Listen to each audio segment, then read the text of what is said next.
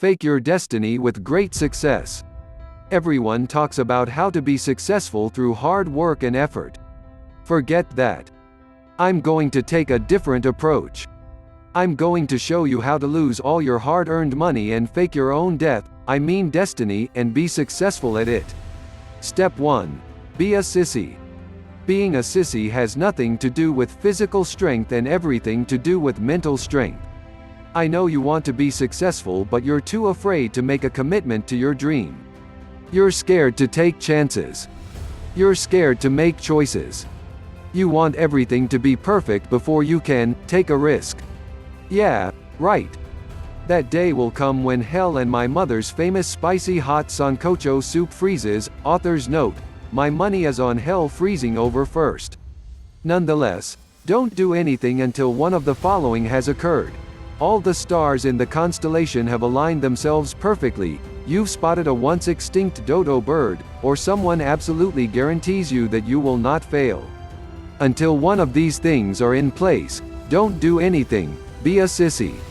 Step 2. Listen to stupid people. Oh, this is one of my favorite. There are two types of people out there, successful and happy. By successful, I mean someone who has a career and is financially secure. By happy I mean someone who has found their happy place, and enjoys where they're at in life. The latter has less to do with money, and more to do with lifestyle. Knowing this, here's the key: never listen to successful or happy people. They'll just make you nauseous with their ideas and strategies for getting what you want out of life. Instead, listen to friends and family members who are either broke or unhappy. That way if you fail, and chances are that you'll at a minimum have them for company. And we know that misery loves company. Also, if you fail using their advice, you can always blame it on them. See Rule 9 for more details. Step 3. Wait for divine intervention. Yes, another strategy on how to lose your money and fake destiny is to simply wait for the invisible hand of fate to pass over you and bless you with immense abundance. Yes, go ahead, pray and ask God, whoever and whatever that is to you, to rain down upon you all that you deserve. Sit back, do nothing and wait for something great to happen. Yes, your needs far outweigh those of people in other countries who are dying from HIV, hunger, violence, etc. Don't feel guilty. Make your demand on God, and if you're so inclined, you might want to give him a deadline because you're in a hurry. But remember, don't lift a finger to help yourself, you might offend him by being so impatient. Step 4. Develop a need to mimic. Desmond Morris wrote a fantastic book called The Human Ape. If you haven't read it, you are depriving yourself of a primitive experience and pleasure. Morris talks about the need for humans to mimic in order to feel accepted or more worthy. So, what I want you to do in order for you to lose your money and fake your destiny is look around you and buy whatever your friends or colleagues are buying. But the extravagant cars, the luxurious house, take all the trips you want to exotic places. What about money? Who cares? The point here is that you want to mimic or copy what everyone else is doing. Money and debt are nuisances you shouldn't have to worry about. What about credit card companies? So what, you owe them money? They're crooks who already have too much money, they don't need yours. Step 5. Take advantage of people. Here's a great tip. Forget about being considerate and to hell with the golden rule. If you can use somebody, do it. You can take advantage of a situation, do it. Consequences. Bah. Why bother with such silly notions? They're so inconvenient. For all you care, you'll probably never have to deal with them again.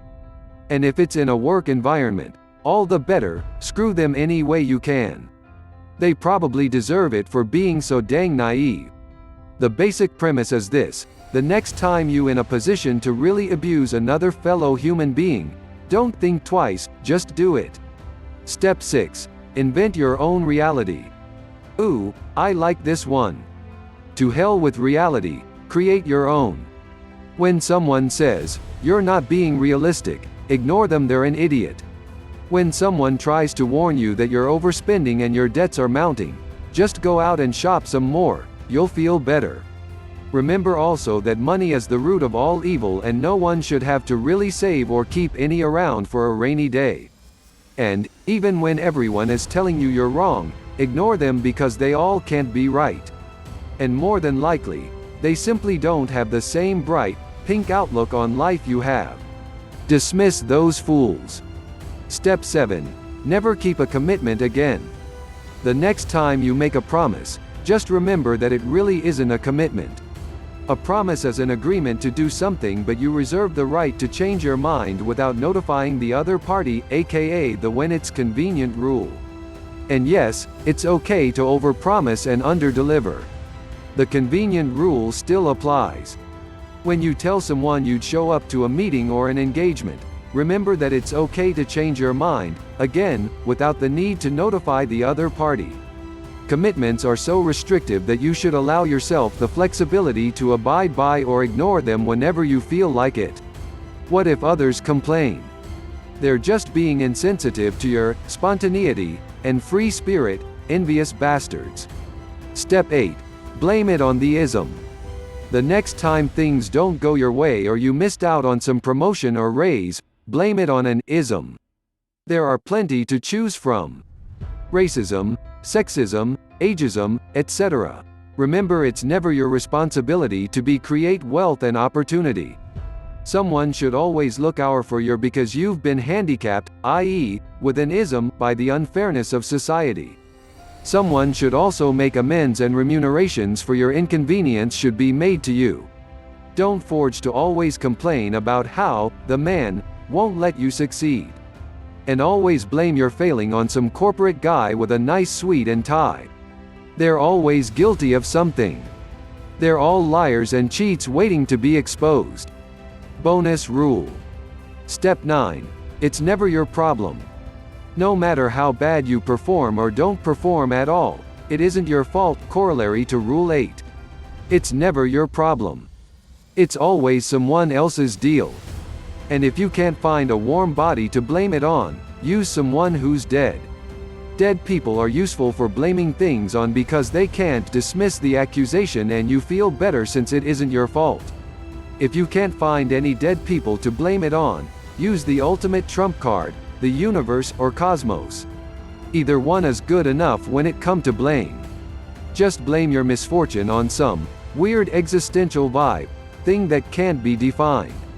And if someone doesn't believe you, they're just being insensitive and ignorant of an existence on a much higher level, where you can't be held responsible. Follow these 9 rules and I guarantee you that you will lose your money and fake your destiny with great success.